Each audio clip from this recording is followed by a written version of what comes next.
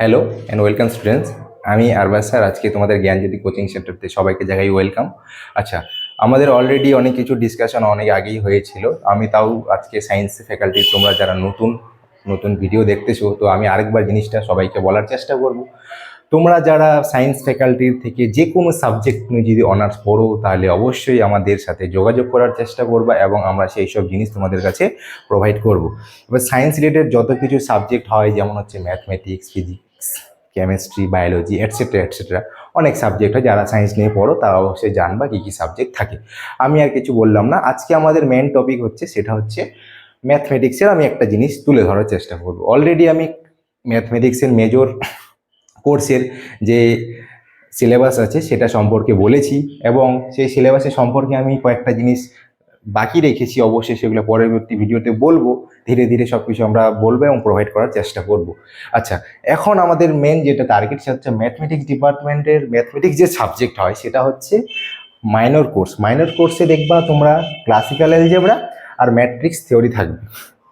আচ্ছা, এখানে অনেকের কোশ্চেন করতে পারো যে স্যার এখানে আমাদের মেজর কোর্সেও আছে ক্লাসিক্যাল অ্যালজেব্রা আর ম্যাট্রিক্স থিওরি, মাইনর কোর্সেও ক্লাসিক্যাল অ্যালজেব্রা আর ম্যাট্রিক্স থিওরি কমন আছে।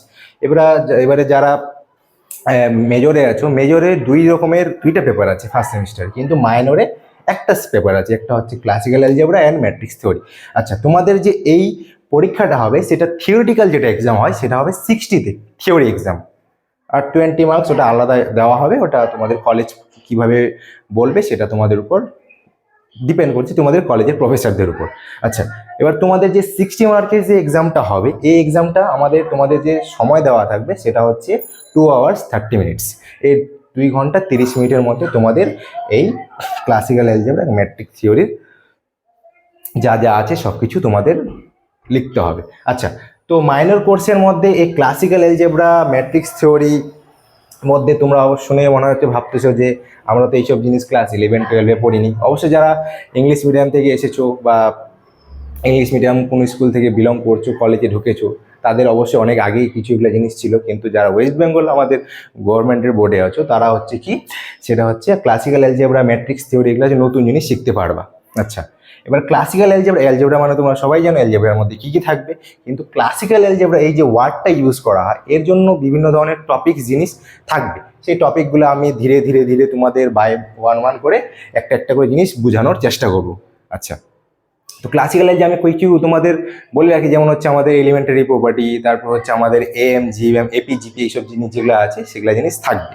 আচ্ছা, ম্যাট্রিক্স থিওরির মধ্যে ওই আইগেন ভ্যালু, আইগেন কী কী থাকবে সেসব জিনিস আমরা পরবর্তী ভিডিওতে প্রত্যেকটা জিনিসের আলাদা আলাদা করে আলোচনা করব এবং বিশ্লেষণ করব।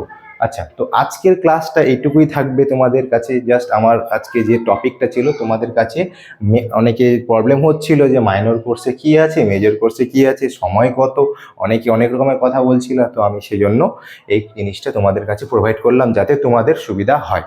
তো ঠিক আছে, সবাইকে জানাই থ্যাংক ইউ।